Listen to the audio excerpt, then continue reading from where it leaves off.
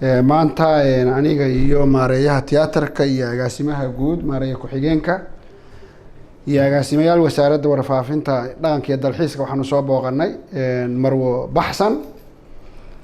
oo Soomaalida iyo adduunkuba ogyahay inay tahay qof halgamaaya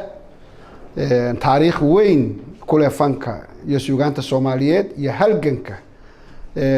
ummadda Soomaaliyeed ay soo gashay way xanuunsan tahay cusbitaal Digfeer ayaanu ku soo booqanay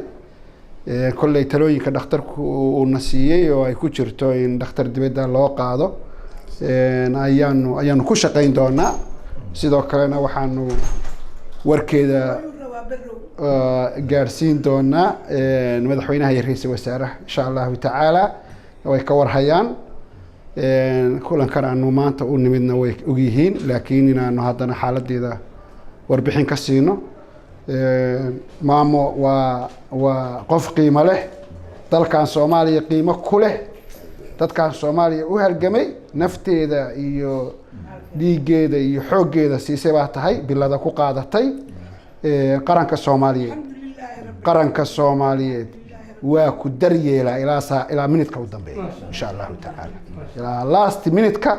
waxaad qaranka Soomaaliyeed ayaad ku leedahay daryeelka aad istaahisho